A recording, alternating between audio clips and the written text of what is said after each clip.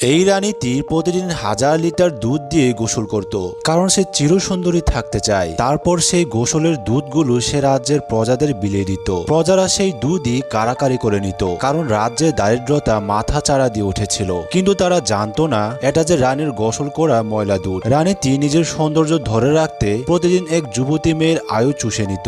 অনেক বছর আগে ব্ল্যাক আর্মিকে হারিয়ে রাজা যখন ফিরে আসছিল, তখন একটা মেয়েকে বন্দী হিসেবে সে পায়, আর তাকে দেখতেই রাজা তার সৌন্দর্যের প্রেমে পড়ে যায় এবং তাকে বিয়ে করে রানী বানিয়ে আনে। কিন্তু বিয়ের রাতে সে রাজাকে খুন করে ফেলে। তারপর রাজার সমস্ত কাছের মন্ত্রী ও আত্মীয় স্বজনদেরও সে এক রাতে মেরে ফেলে। এরপর রাজকুমারী স্নো হোয়াইটকে বন্দী করে সে পুরো রাজ্যের ক্ষমতা হাতিয়ে নেয়। আসলে রাজা যে ব্ল্যাক আর্মির সাথে যুদ্ধ করে জিতেছিল, সেটা এই রানী রুবিনারই সৈন্য ছিল। কিন্তু রাজা না বুঝে তার ফাঁদেই পড়ে গিয়েছিল। রানী হওয়ার পর রুবিনার থেকে এতই নেগেটিভ এনার্জি বার হচ্ছিল, যেটা প্রকৃতিকেও আস্তে আস্তে মেরে ফেলছিল। রুবিনার কাছে একটা জাদুর আয়না ছিল। সে রোজ আয়নাটিকে জিজ্ঞেস করত, এই পৃথিবীর সবচেয়ে সুন্দরী মেয়েকে? তখন আয়নাটি সব সময় বলতো, আপনি। কিন্তু একদিন আয়নাটি বলে উঠল, স্নো হোয়াইট। এমনকি আয়নাটি তাকে এটাও বলল, স্নো হোয়াইট বেঁচে থাকলে তার সৌন্দর্য আস্তে আস্তে শেষ হয়ে যাবে, আর শেষে স্নো হোয়াইটের হাতে তার মৃত্যু হবে। কিন্তু সে যদি স্নো হোয়াইটের হার্ট খেতে পারে, তাহলে আর কোনো যুবতী মেয়ের আয়ু চুষতে হবে না। সে চিরসুন্দরী আর অমর হয়ে যাবে। তাই রুবিনা তার ভাইকে দেখে স্নো হোয়াইটের হার্ট আনতে বলে। কিন্তু লোকটি যখন স্নো হোয়াইটকে দেখে, তখন সেও তার সৌন্দর্যে মন্ত্রমুগ্ধ হয়ে যায়। এই সুযোগে স্নো হোয়াইট সেখান থেকে পালিয়ে গিয়ে ব্ল্যাক ফরেস্টে ঢুকে যায়। ব্ল্যাক ফরেস্টে রানীর জাদুর সৈন্যরা ঢুকতে পারতো না, তাই স্নো হোয়াইটকে ধরে আনার জন্য এক মানুষ যোদ্ধাকে ডেকে আনা হয়। কিন্তু লোকটি রানীর কাজ করতে মানা করে দেয়। বাট রানী তখন তার মনের ইচ্ছা পরে নিয়ে বলে, সে যদি কাজটা করে দেয়, তাহলে সে তার মৃত বউকে ফিরিয়ে আনবে।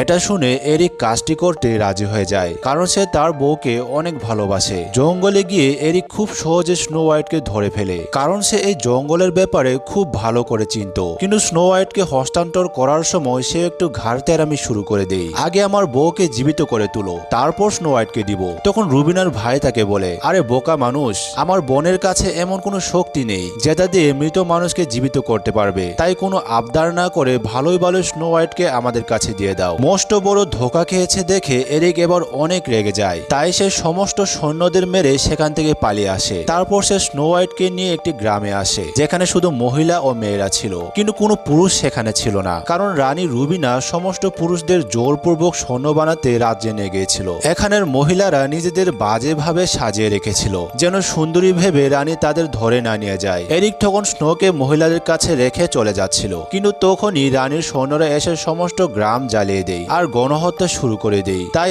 আবার এরিক এসে স্নোকে নিয়ে পালাতে শুরু করে। তখন জঙ্গল দিয়ে যাওয়ার সময় তারা ডাকাতদের একটি ফাঁদে আটকা পড়ে যায়। তাদের কাছে কিছু না পেয়ে ডাকাতরা তাদের মেরে ফেলতে চাচ্ছিল, কিন্তু স্নো তখন বলে সে এই রাজ্যের রাজকুমারী, তাদের তার সাথে মিলে রানীর বিরুদ্ধে যুদ্ধ করা উচিত। কিন্তু ডাকাতরা তার কথা বিশ্বাস করছিল না। বাট একজন বয়স্ক ডাকাত স্নোকে চিনতে পারে আর তাদের নিজেদের আস্তানায় নিয়ে যেতে লাগে। কিন্তু পথিমধ্যে স্নো তার পুরনো প্রেমিক উইলিয়ামকে দেখতে পায়, যে তাকে একটি আপেল খেতে দেয়। ক্ষুধার্ত স্নো কোনো কিছু না ভেবেই খাওয়া শুরু করে দেয়। কিন্তু তখনই তার দম বন্ধ হয়ে যেতে লাগে, আর তার চোখের সামনে উইলিয়াম সেই শয়তান রানীতে রূপান্তরিত হয়ে যায়।